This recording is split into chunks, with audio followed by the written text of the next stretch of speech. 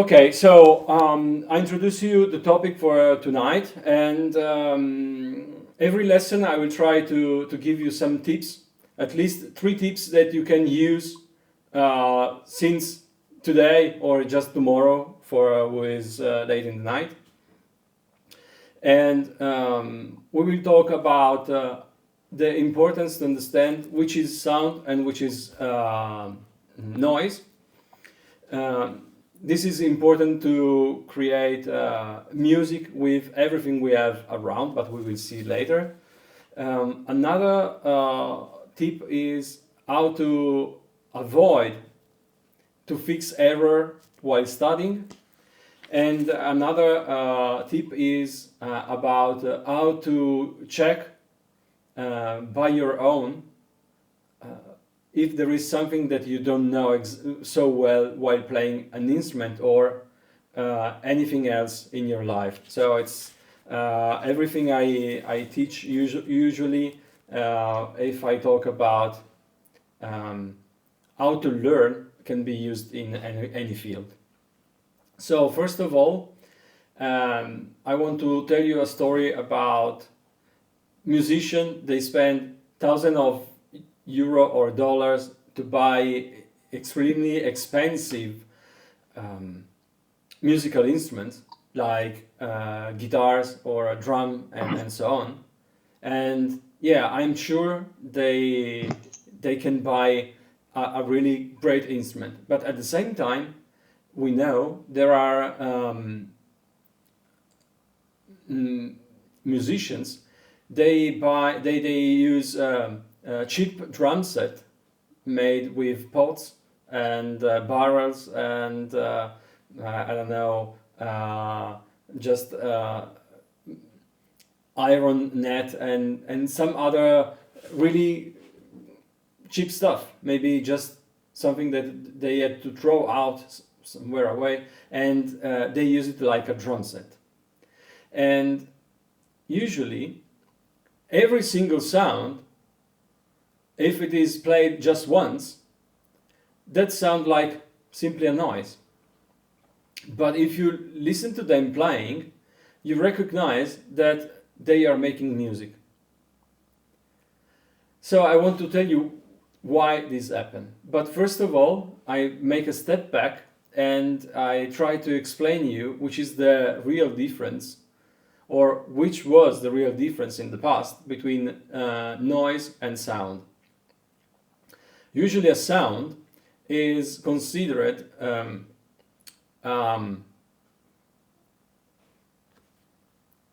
several frequencies at the same time. So when, for example, we sing a single keynote like if we use a chromatic tuner on our phone tells us maybe this keynote is C. But at the same time, if we change the tool and we use an FFT analyzer, we can recognize that we are singing several keynotes at the same time. And I show you.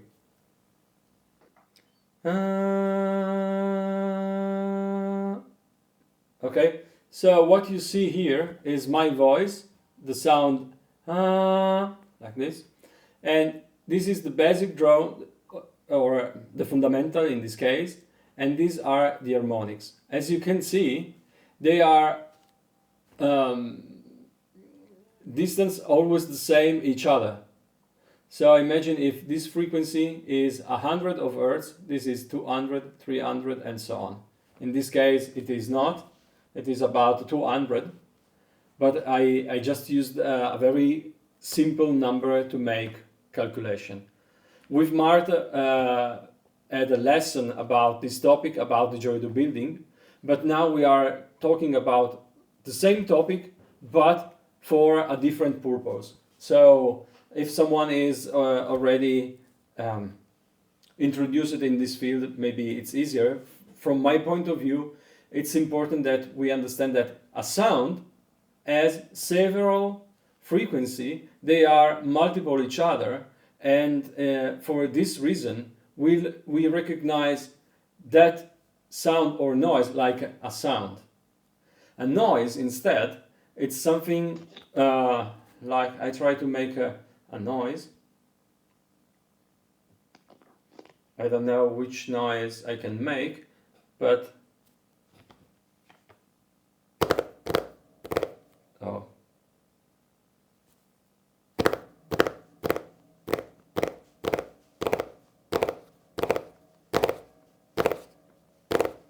I see many frequencies at the same time, and they didn't have the same ratio as before. So this is the difference between a sound and a noise.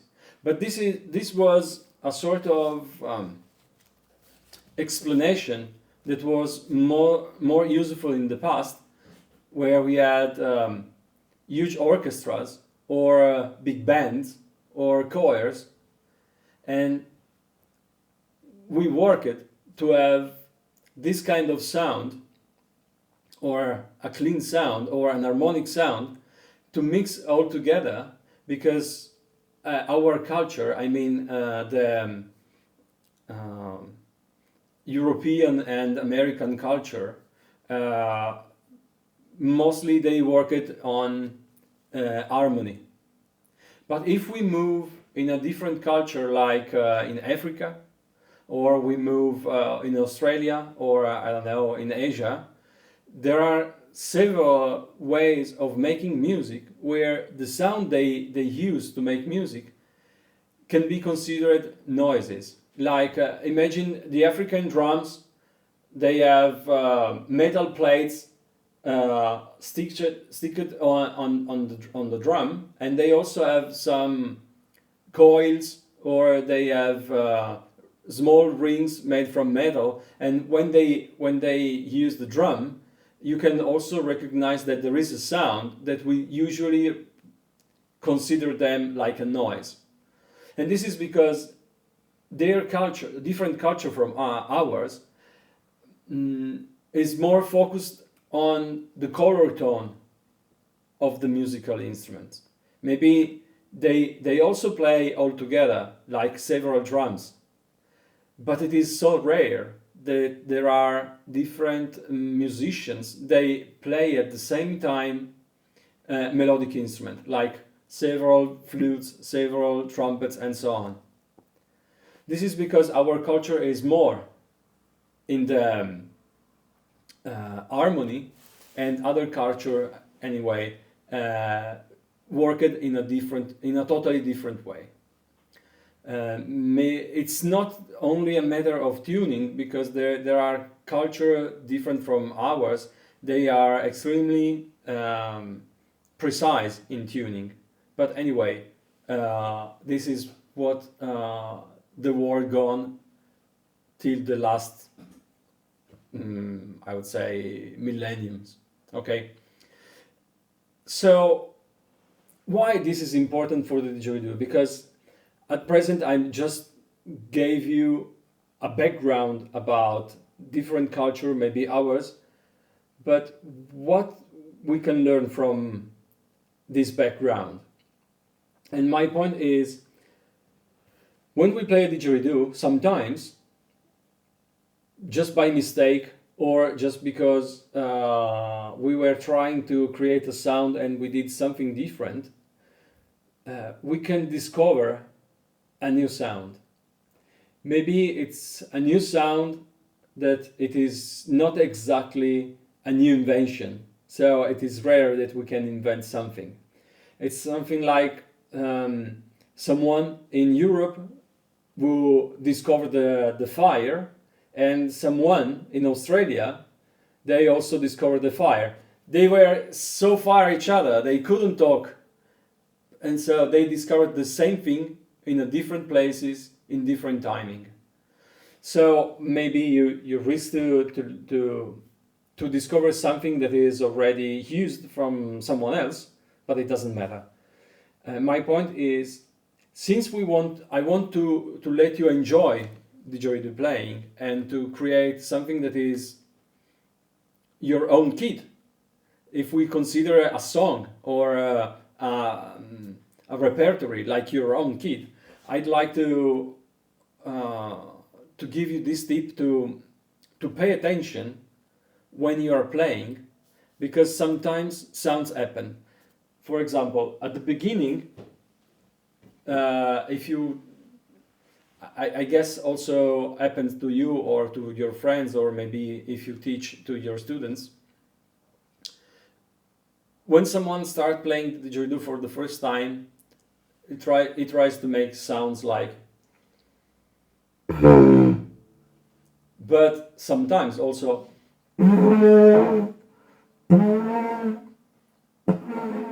something like this. Okay, but also this sound that at the beginning to us probably sounded like an error. Now it's a sound that we use. Okay, something like this. So it's important to try to collect several sounds, even if they sound like a noise, because we can work on it, we can play it several times, and we can model it like a sculpture, and we can create a sound we like. So there are musicians, they use a sound like this.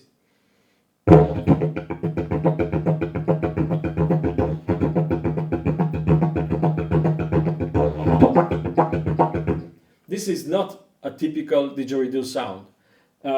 When I started playing, my teacher probably would thought that this was a mistake. But as I said in the Italian group, playing the didgeridoo for an entire concert, it's something like preparing a lunch for a wedding day, and you have just 4 ingredients: tomatoes, basilic, pasta, and oil. And I use these ingredients because I'm from Italy. So, okay. Yeah, So, go to cooking. yeah. Explain. And yeah, I also like to explain music and kitchen, because and cooking, because to me it's quite the same thing. And since we all of us, at least a few, we used to cook at home, we can have at least a rough idea of what I'm saying right now. So if I want to create something special with a few ingredients, I have not so many choices. I can anyway use my brain and my fantasy to try to use some of those to give to the audience at least the idea that something is changing, because no one want to have spaghetti with ragu for 10 dishes one by one, because even if it is your best your best food, your favorite food, you can eat maybe one twice, but not 3 or 4 times in the same day. It's too much, and you get bored. And this is why I'm pushing you to try to find your own sound, and when something will happen next time, try to spend a bit of time to say, okay, this is weird, this is maybe different from what I expected, how can I use it in a song? I can also say maybe a noise can't be so good in a song, and maybe you can also think the same. But I also want to tell you why a noise, a real noise, a really bad noise. I made a song in the past using the alarm clock, one of the cheapest alarm clock you can find in the market, that sounds like do-do-do-do, do-do-do-do, do-do-do-do. I really hate that. I really hate. It's heavy. It's I don't know. I don't know why people want to wake up with that kind of sound. Maybe on Monday, to if they have a really bad job, if just to remind them they have a really bad job. Otherwise, no chance. I prefer to wake up with music, with a soft music. But I used that sound in a song and they played it in a festival. I used that sound that is in the key of C, and in the meantime I was playing the saxophone. So using that sound that keep the always the same tempo, and it also give a rhythmical idea and also a keynote, I used it to make music. But what we can do with the didgeridoo in this case, a simple sound that is considered like a noise can sound to anyone, but really to anyone, not only to the didgeridoo player, to the society, to anyone in the world, can sound like a sound if we repeat that noise every time the same, exactly the same, and if we put that sound always in the same position.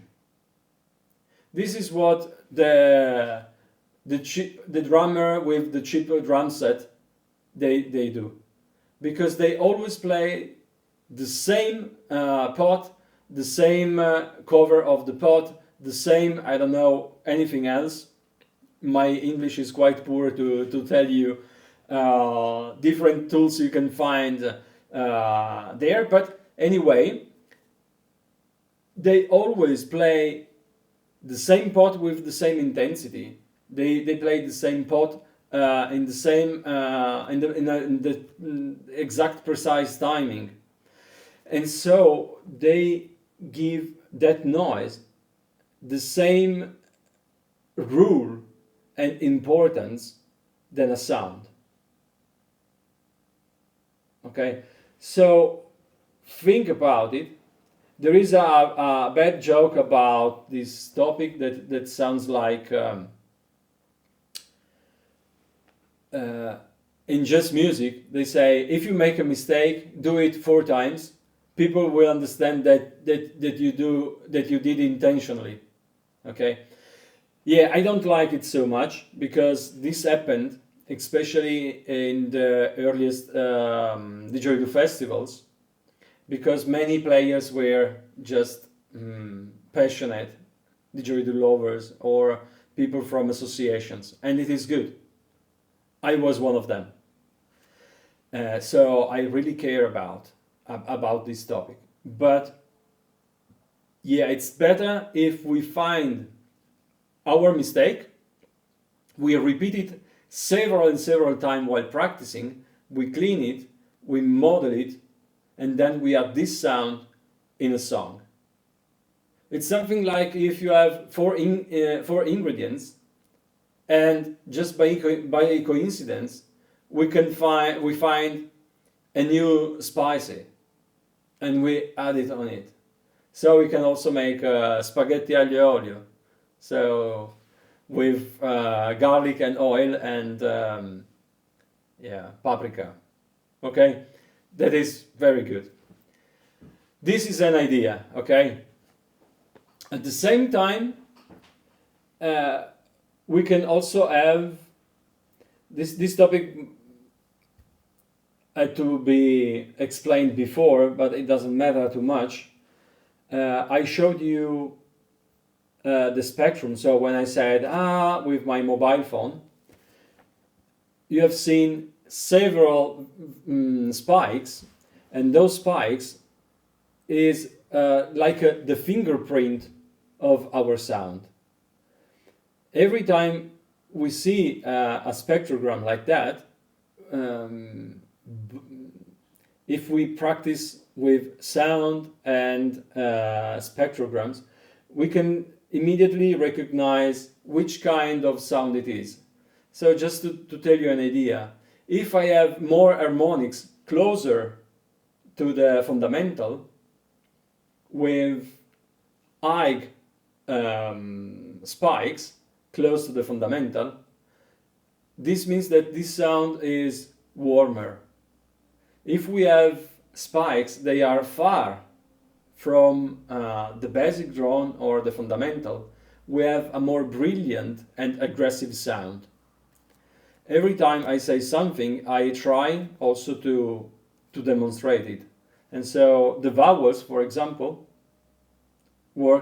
they work this way.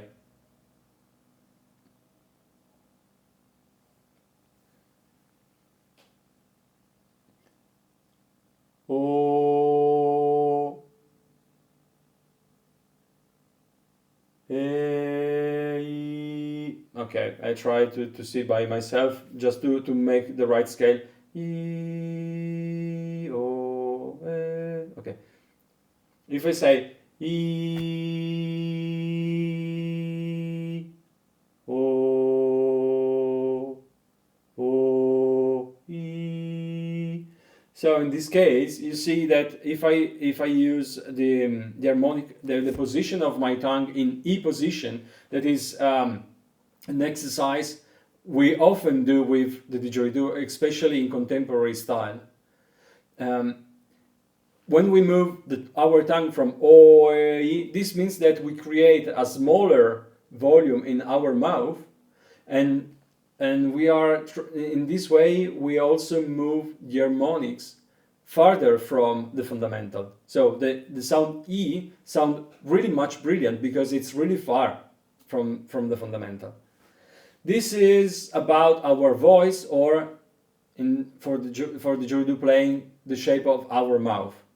I don't want to bother you about physics on this topic because it's not useful in this moment.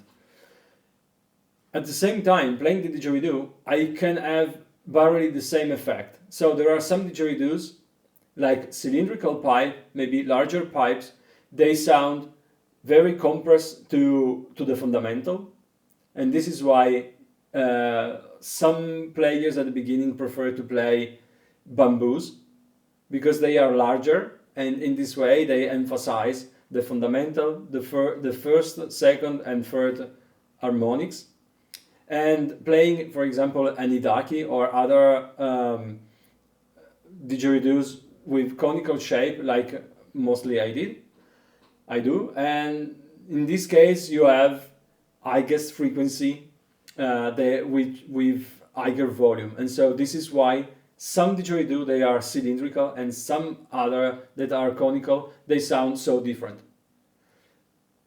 It's really curious also to notice that in traditional didgeridoo playing in the north, I don't know, I think any one of you knows something about it, but anyway, in the northern part of Australia, so in the northern part of the Northern Territory, they have different kind of style, and there are many other, but the most famous are idaki and mago, that are two different didgeridoo. So idaki is conical and mago is cylindrical.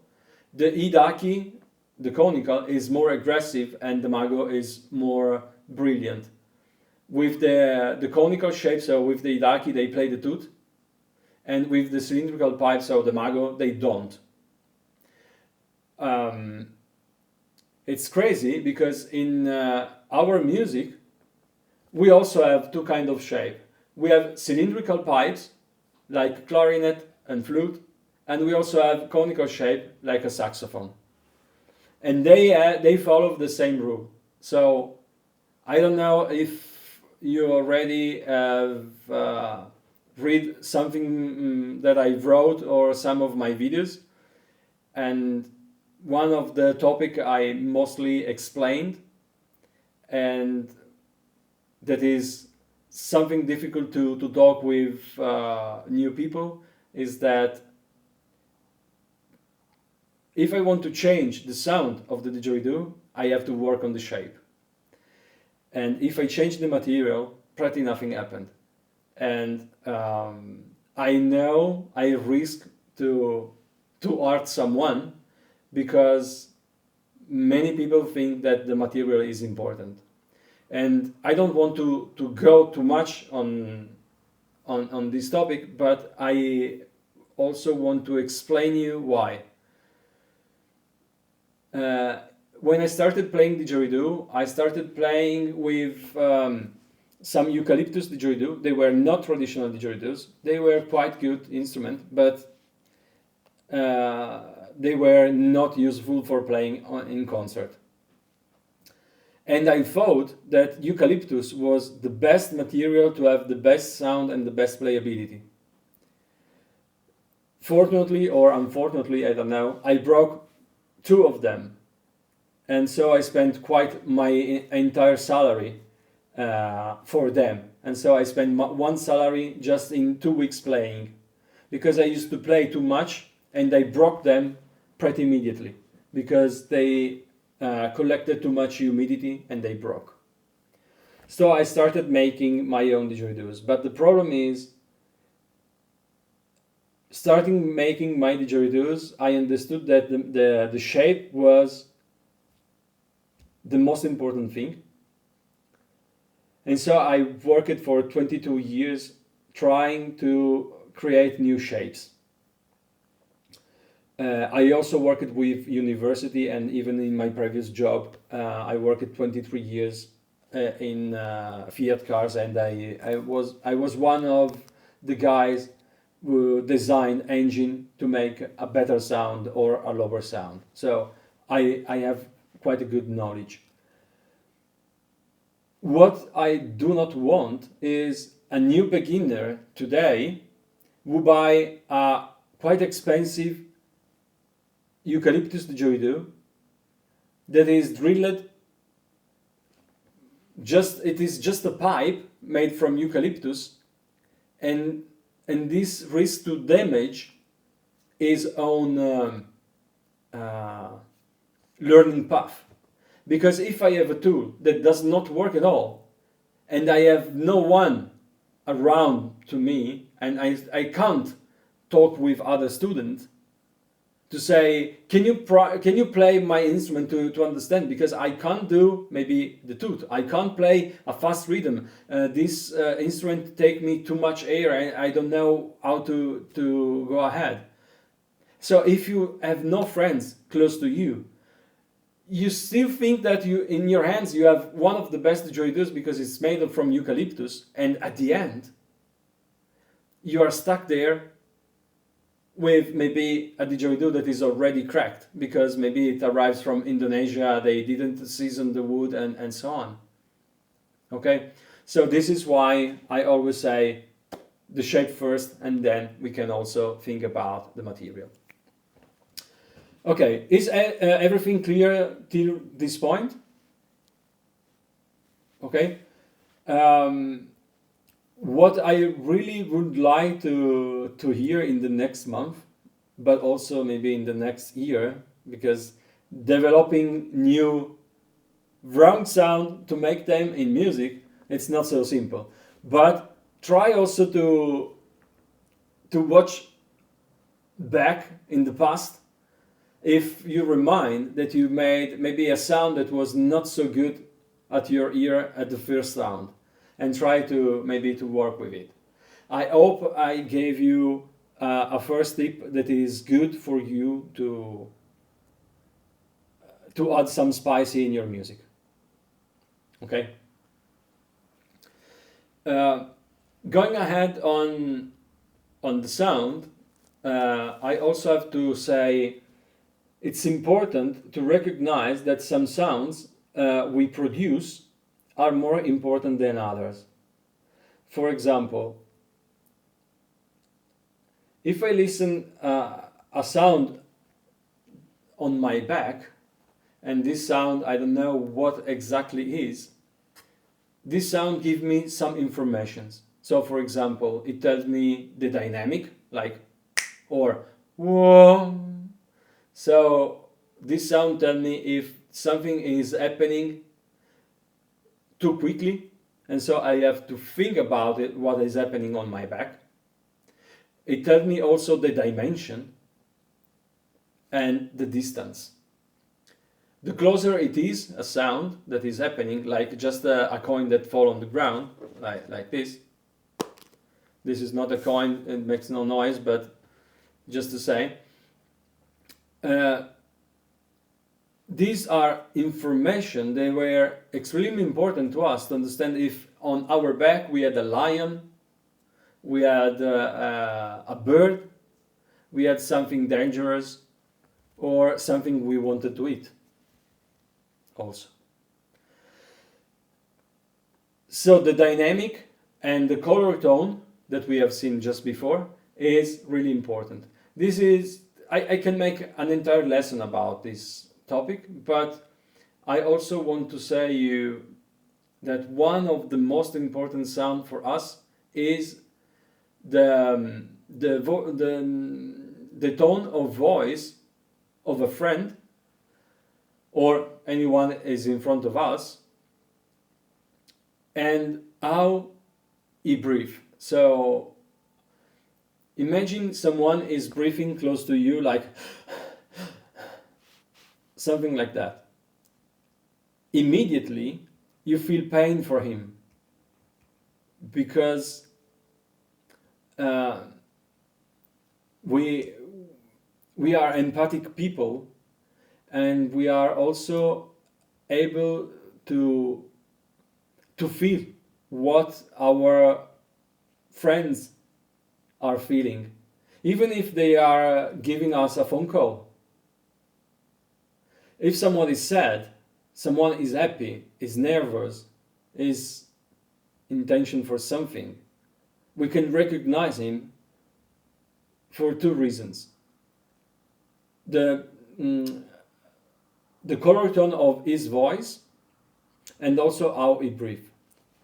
When someone is talking in front of a huge audience, yeah, it's not absolutely one of the best thing to do if you are a beginner of talking in front of an audience. So you can recognize that his belly is working not so well, because the stress of talking in front of an audience make him to I don't know, but you understood. So he is not able to work too well with his muscles. Imagine what happens if you are playing the didgeridoo for an holistic meeting, something like sound bath or something like that, where people want to relax, or also in a concert, in acoustic concert, because in an acoustic concert, if you have the microphone close to the bell of the didgeridoo, maybe the microphone is not good enough to keep it and to amplify the sound of our nose. But there are several situations where, especially when you are doing a sound bath, where people are trying to relax themselves, and close to you someone is playing like this. This is really terrible. People usually enjoy anyway that experience, not because of that, but because they maybe love so much the sound of the didgeridoo. But yeah, if we want to make someone relaxing, it's important to play the didgeridoo this way.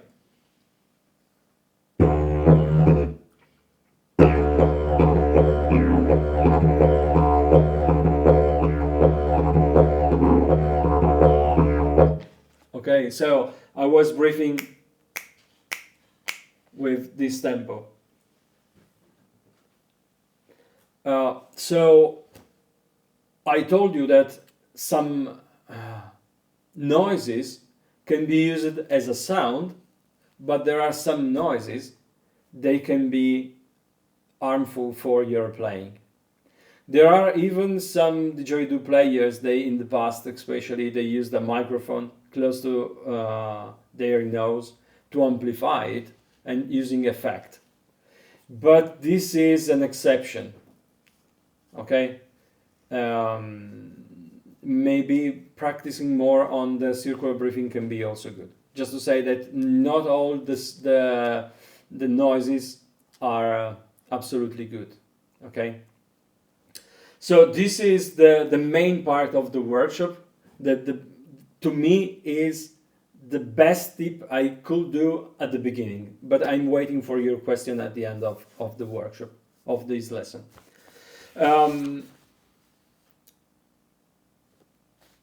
One other tip I want to give you is focusing about how you play and how you study. I told you that if you make a mistake and you create a noise, you can use it, you can clean it. But I also want to point out how we usually learn things. And there are several ways of learning, but I want to point out two different and opposite way of learning. The errorless learning and the errorful learning. So when we do errorful learning, it's something like we try something, we make a mistake, and we try again. And we try several times, and little by little, we find a good way to make what we are trying to create or to design, to play, to write, to sing, and so on. This is most important for having a sensitivity and to have experiences like to check the meaning of the word hot. So if you tell a kid don't touch the oven because it's really hot, probably the kid will go there and will touch it. So usually it's important to say don't touch it because it's hot, but you tell him when the oven is not too hot. It's enough hot to say, oh, okay, it's really too much. I don't have to touch it, never again. And that's it. So you make a mistake, you make an experience, you get back a mistake, something that it's maybe even painful. You save it in your brain, and you say, I don't want to repeat this experience anymore. So you can't avoid anyone to let them making this kind of experience. Otherwise, they risk to damage themselves because they are not prepared in those kind of situations. But on the other hand, it is also important, the errorless learning, because there are even other things we learn, like movements, like playing guitar, playing didgeridoo, or making sports like swimming or something artistic when you use your full body. Usually, those kind of sportmen, they also watch themselves in a video to try to understand how to use in a better way even the slope of their hands while go in touch with the water, because they can immediately check the position and they can improve. This is really at the highest level. But if you are a beginner and you try to swimming and you make mistake from the beginning, you learn an error that will be fixed in your bones and you can't remove it. This is why for the circular breathing, for example, I'm trying to give lessons to beginners at the beginning. Just at the first lesson I start with the circular breathing because I don't want let them trying at home alone without maybe a bad guide, and they risk to fix their error. Because if someone is new into didgeridoo, I can teach them the circular breathing in an hour. I have no problem. But if they tried for weeks or a month, first of all, I have to destroy what they learned, and then I can go ahead. So when something is wrong with what you are playing, I suggest you to make a step back and to try again. So if you have one of my lessons, I have some free lessons on the net. If someone has no free lessons, send me a mail and I will send you something. Usually I teach this way. With Sue, we made a really great job because she learned one of my most difficult techniques, and this technique is so complex that I had to divide it in very small steps, one by one. I remember this technique is so difficult that one of my favorite players, who is Ansgar Stein, I don't know if you know him, Sue, for sure, but yeah, he's not so present on the net, but he is one of the few. When I see him on stage, I often say, "Wow, I hate him," because he's really, really nice. He was one of my teacher and one of my best friend, and I'm not jealous of anyone, absolutely, but when I see him, sometimes wow, he plays like me, but in some point he plays better than me. He maybe sometimes say the same, but so I really love what he does. And 20 years ago, when I was playing that technique, that was explained by another musician who is Matthias Müller. At the time I was a really beginner, and Matthias Müller was playing the same technique.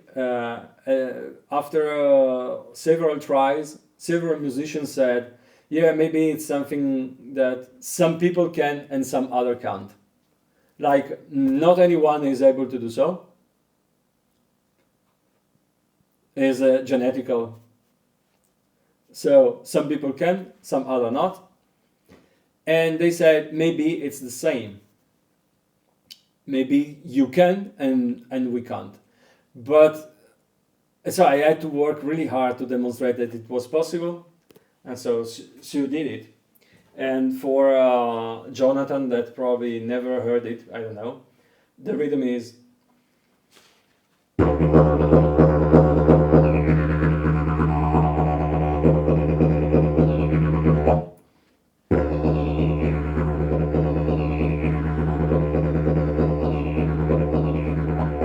And I use this part of my throat.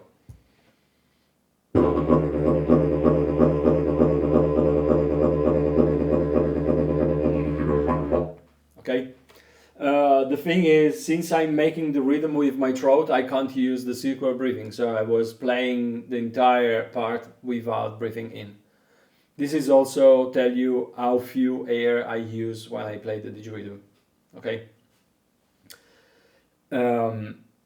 So if you have one of my lesson, you have several steps usually. So I have an introduction like I'm doing right now, and then I have several steps one by one. Usually people like me, I'm always a student. I also try to go ahead, maybe too fast.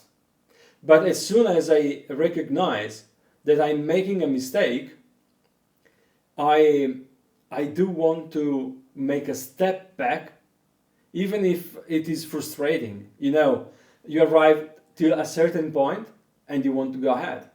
Making a step back is absolutely frustrating. But going a step ahead and you are not trained enough, this is not frustrating. This really let you stuck there and you can't move at all. And this is really dangerous. So if I have 5 steps, I start with the first, I go to the second and to the third. If I'm really good with that, I can go ahead.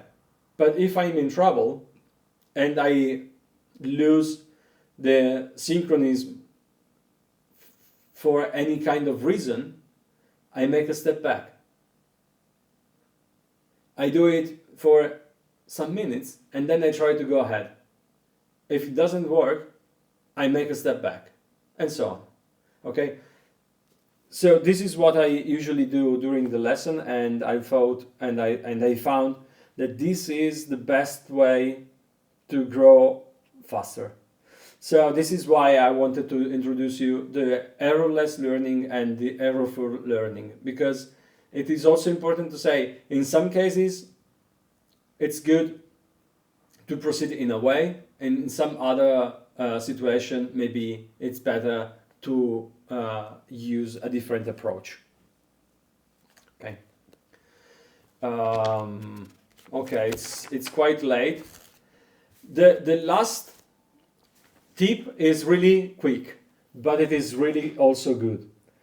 Many years ago, enough years ago that I can't remember who was this guitar player, but could be Steve Vai or I don't know.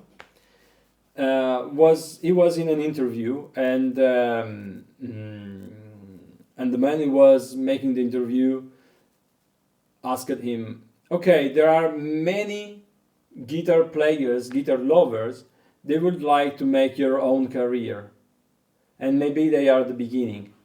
Do you have any tip for them? And he said, yeah, there is one really simple tip. And the tip was, do you know any keynote of your keyboard, of your guitar? And he said, players, I take my guitar,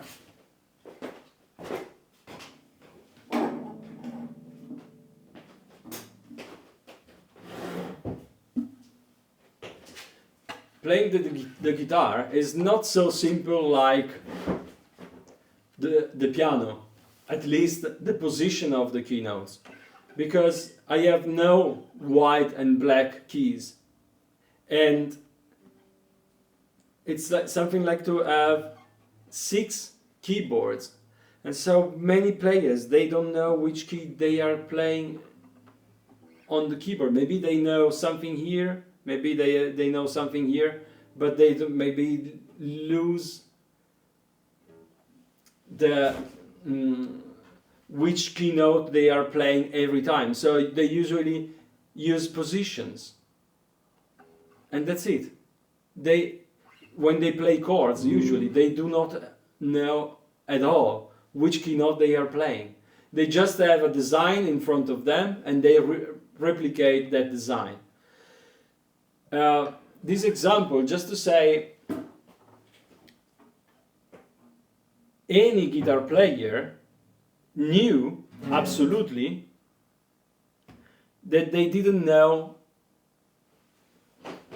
many of the keys, or many of them, they still don't know a single keynote of the keyboard of the guitar. If I abstract this from this, the tip from what I told you just right now, is we absolutely know what we miss. If we listen us carefully, if we make a recording of ourselves and we listen it again, we immediately recognize if we are out of timing, if the color tone is not good, if a sound is not good at all, if we make no variation, if we make variation just by coincidence but we are not able to replicate something in a good way, if we do not have a composition of the song, we simply play for 2, 3 minutes, 5 minutes, and then we stop. I do prefer to have an idea, like music we listen to radio. Not because the radio station is the best place where you can play the didgeridoo, but I admit I'd like to have more didgeridoo songs in the radio stations. But the most important point is we listen music for hundreds and hundreds of years. I mean, just the music that was the background of what we listen to right now in radio station. And so anyone, even if tell a friend who never played nothing, no guitar, no drum, it doesn't like so much music maybe, but if you ask him to give you a feedback, maybe he's not able to tell you anything special, but probably he won't appreciate your music or the music of other didgeridoo players because they are not able to recognize the composition of a song. Usually the songs are made with, can be introduction, part A, part B, part A, part B, and outro. I don't know. Anyway, there is a construction of the song.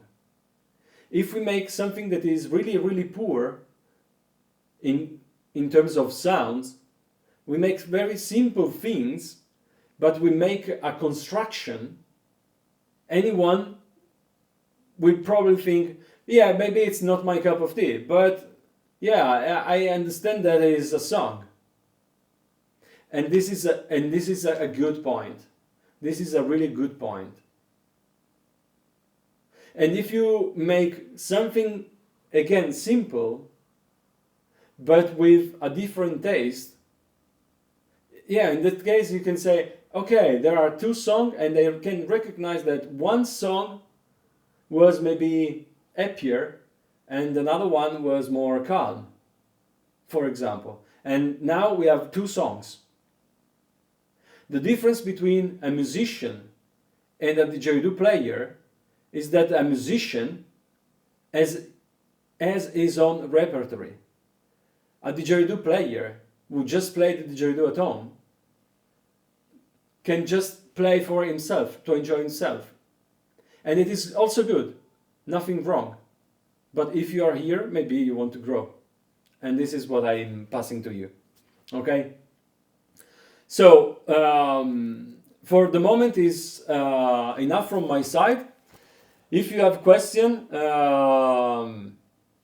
I'm available I can stay here for a while, and maybe I can start with, I can also ask one by one, and you can say if you have a question, or you can pass. Anyway, if you have a question in the next days, you can write me, and I will save your question in a document, and I will try to create a new lesson for the next month. Okay? So, Sue, do you have a question or any feedback?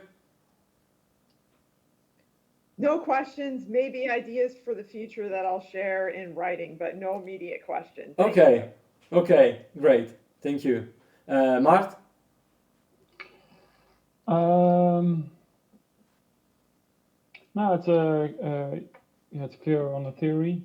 Do you have any homework or something?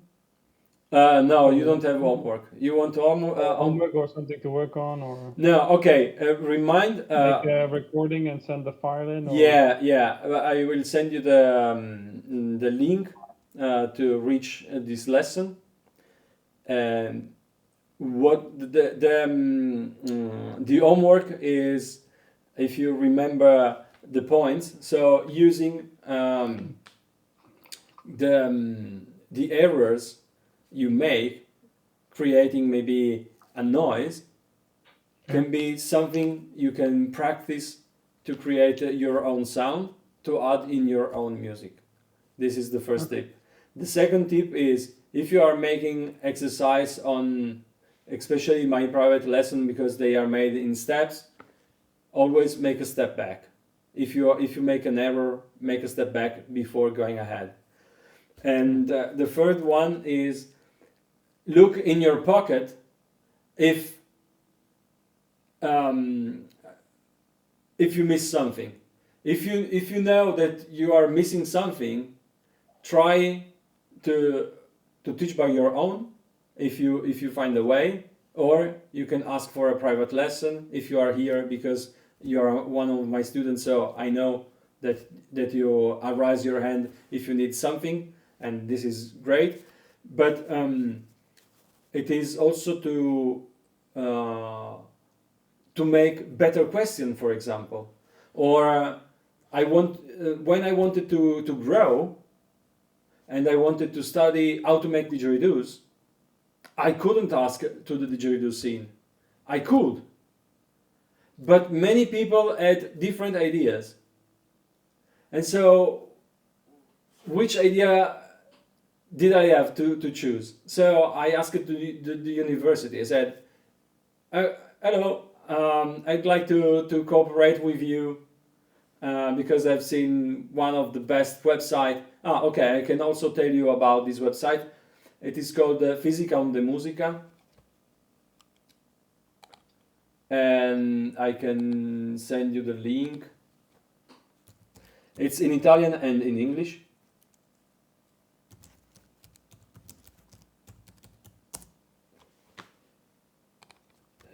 Maybe the English part can be smaller,